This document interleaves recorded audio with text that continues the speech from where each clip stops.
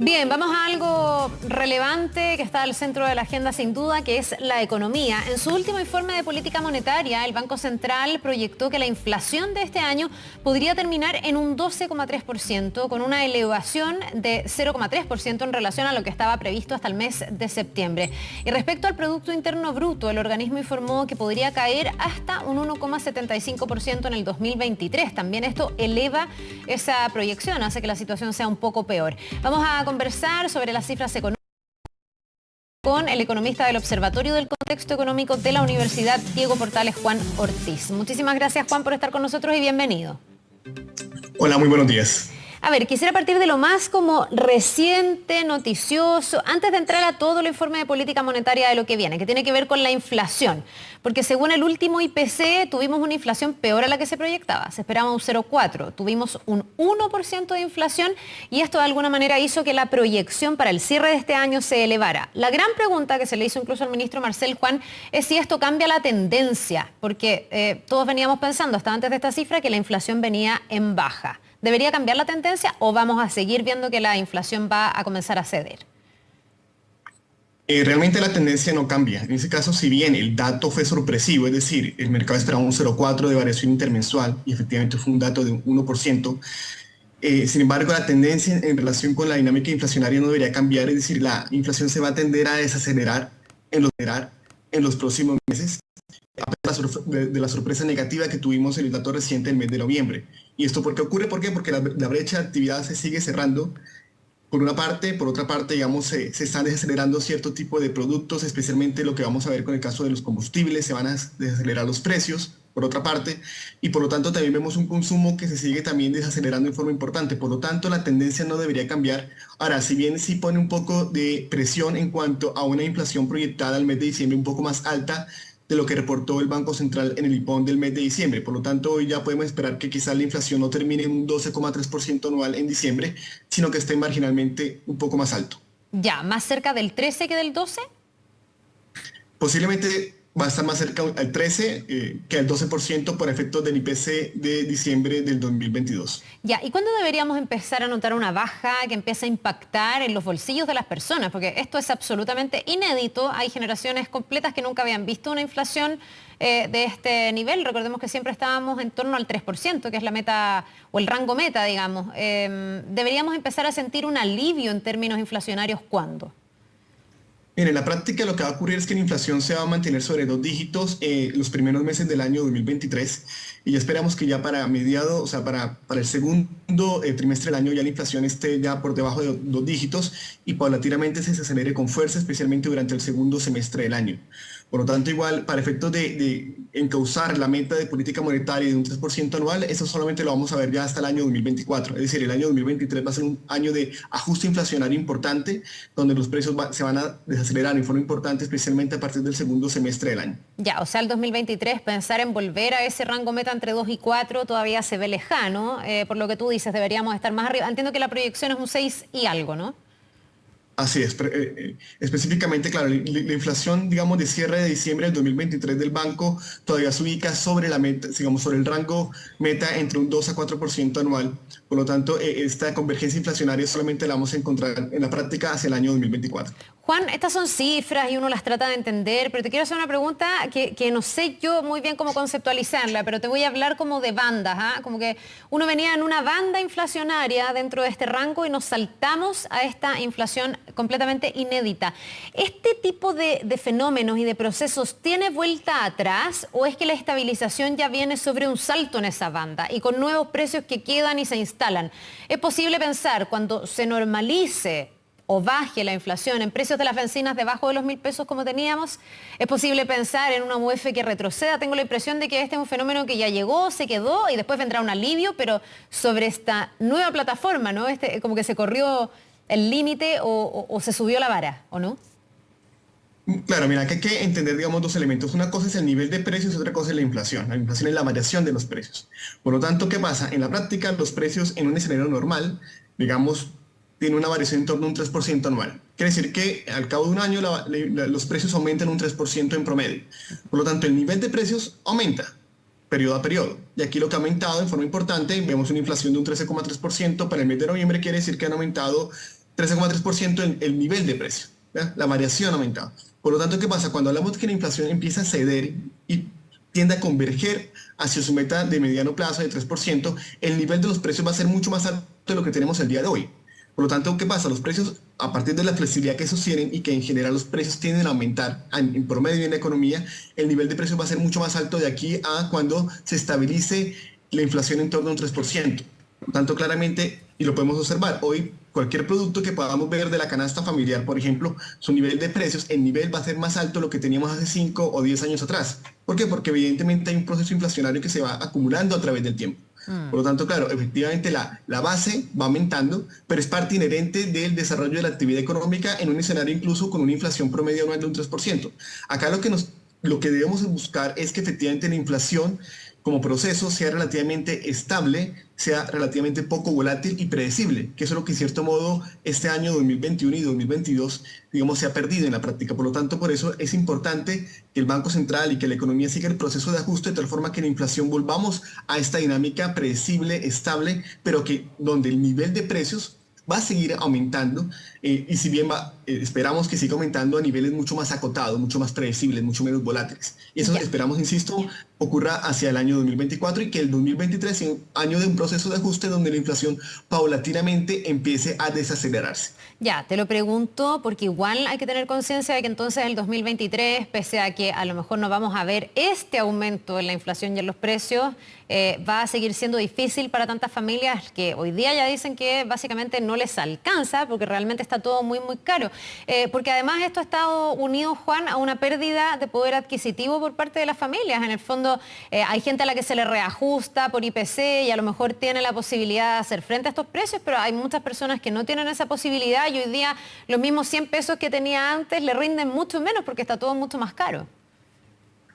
Sí, efectivamente, lamentablemente la inflación es un impuesto más regresivo que existe en la economía y en la práctica termina afectando principalmente a aquellas personas de más bajo ingreso. No es lo mismo el nivel de ingreso de una persona que tenga un nivel de ingreso alto y se enfrenta a un proceso inflacionario que una persona que tenga un salario mínimo como ingreso familiar. Por lo tanto, eventualmente es tan importante derrotar la inflación porque realmente es muy iniquitativo.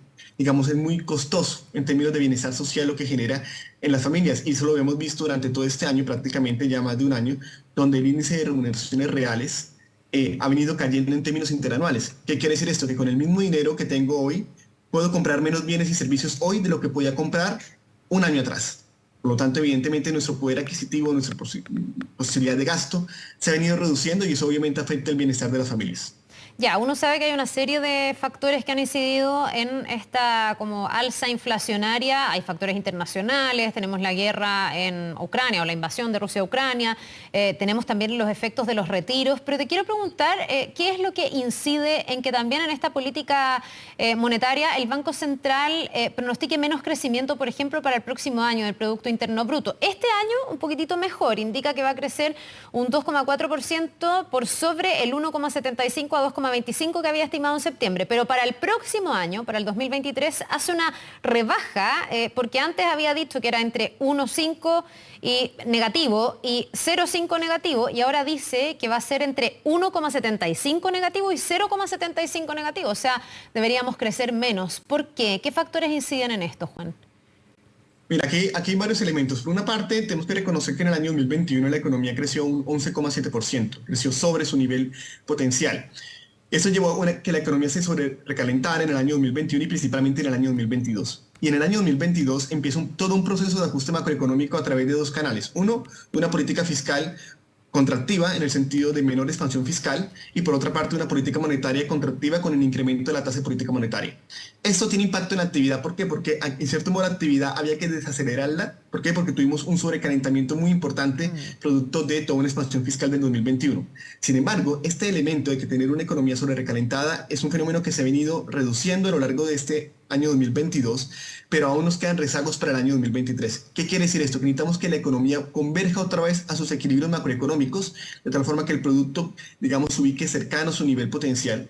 Y también como un elemento para controlar la inflación, porque gran parte de la inflación que hemos visto este año ha sido por efecto de un incremento muy potente de la demanda interna. Por lo tanto, en ese escenario es plausible que efectivamente el producto decrezca en términos interanuales entre el año 2023 y el año 2022 como resultado de una desaceleración importante de la demanda interna.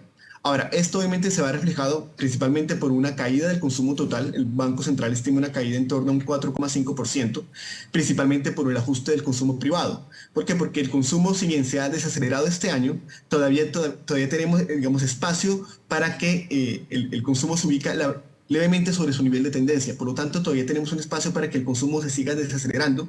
Y por otra parte, también tenemos una formación bruta de capital fijo, una inversión que se va a reducir también en términos interanuales un 5%. Y eso también está asociado principalmente al hecho de que las tasas de interés para los créditos de consumo y para los proyectos de inversión siguen siendo relativamente altas. Es decir, el próximo año las tasas van a seguir en promedio altas, por una parte. También hay que tener en cuenta que la incertidumbre económica, las expectativas de los consumidores, de los empresarios siguen en terreno muy negativo. También tenemos un escenario de que la incertidumbre político-económica, si bien se ha reducido en el margen, todavía está presente en medio de un escenario de discusión de reforma tributaria, pensional, un nuevo proceso constitucional. Por lo tanto, todos los elementos hacen que, desde el punto de vista de gasto, efectivamente se espera que el gasto se contraiga el próximo año, por lo menos lo que es la demanda interna, y tengamos, en cierto modo, un mejor impulso externo marginalmente a través de mayor dinamismo de exportaciones. Por lo tanto, en 2023 todavía es un año de ajuste, y por eso, inclusive, cuando uno mira la proyección del año 2024, el Banco Central proyecta un incremento del Producto Interno Bruto en torno a un 2,5, que está más alineado con el nivel de crecimiento tendencial de la economía. Por lo tanto, en ese sentido, lo que estamos diciendo es que el proceso de desajuste que tuvimos en el 2020 y 2021, en cierto modo se iba ajustando en el 2022 y termina finalizando el proceso de ajuste macroeconómico en el 2023 a través, insisto, de un menor dinamismo del Producto Interno Bruto para, en cierto modo, reducir todo ese desequilibrio que vimos en años previos. Sí, yo me imagino que hay hartos como desajustes que eran un pie forzado, digamos, la pandemia, las ayudas estatales en las que se tuvo que incurrir, yo decía los retiros, la influencia entonces de la inflación en la decisión de tener que ir conteniendo el consumo y por lo tanto subiendo tasas y afectando de esa manera el crecimiento. Todo eso pareciera ser, Juan, como un pie forzado, ¿no? También hay que ir atendiendo esta realidad y tomando algunas cartas como el tema de las tasas, pero ¿hay algo, teclas que se puedan tocar para mejorar estas proyecciones del Banco Central o esto es algo que va a pasar sí o sí? Te lo pregunto, por ejemplo, por el tema de la inversión. Muchos que dicen es que aquí hay que capturar más inversión, que vengan a invertir a Chile, que eso dé más trabajo, que eso aumente el crecimiento. ¿Algo así se puede hacer? ¿Se pueden ajustar todavía estas cifras? Claro, mira, en relación con la inversión, hay que tener en cuenta un elemento importante. La inversión, en el fondo, es el motor de una economía. ¿Ya? Una economía crece en el largo plazo a través fundamentalmente de mejoras de productividad y de incrementos de inversión. Ahora, en ese sentido, obviamente preocupa que el Banco Central proyecte una caída interanual de la inversión en torno a un 5% y eventualmente dentro del total de inversión cerca de un 80% de esta lo hace el sector privado y cerca en promedio un 20% lo hace el sector público. Por ende, realmente acá el llamado es que efectivamente se puedan dar señales del punto de vista, por ejemplo, del legislativo, del ejecutivo, para tratar de afianzar las expectativas en cuanto a los proyectos de inversión. Acá hay una serie de políticas que ha tomado el gobierno en cuanto a destrabar cierto tipo de procesos burocráticos, de agilizar, por ejemplo, el tema de aprobación asociados a permisos ambientales, de tal forma que se dinamicen mucho más elementos inherentes a la inversión en cuanto a reducir esos costos de transacción. Y eso es un camino que es adecuado y que ojalá se siga profundizando el próximo año para tratar de que efectivamente esta caída proyectada de 5% sea más baja el próximo año. Obviamente también hay un elemento que viene del mundo político. En el momento que ya tengamos un escenario mucho más transparente en cuanto a un nuevo proceso constitucional, mucho más consensuado, entre comillas, posiblemente eso también va a generar un menor ambiente para los negocios. También el solo hecho que la inflación, ya efectivamente los agentes económicos perciban que se empieza a desacelerar en forma importante, también ayuda. ¿Por qué? Porque eso también aumenta la probabilidad de que el Banco Central durante el primer semestre del año muy seguramente pueda reducir marginalmente la tasa de política monetaria. Entonces, si bien hay elementos que se pueden seguir, digamos, ajustando en el camino, especialmente en el 2023, para que ojalá esta caída de la inversión sea mucho más, digamos, acotada de lo que actualmente está proyectando el Banco Central. Ya, pues ojalá que sea así. Te queremos agradecer, Juan Ortiz, economista del Observatorio del Contexto Económico de la Universidad Diego Portales, por ayudarnos a entender estas proyecciones que hace el Banco Central. Ojalá que estemos en el umbral de mejora, que se cumplan o que se tengan que corregir al alza, ¿no? Y no empeorando la situación. Que te vaya muy bien y que tengas un muy buen día. Muy buen día, muchas gracias. Nos vemos. Vamos a otro tema, uno bien relevante. 7 médicos se quedaron en prisión preventiva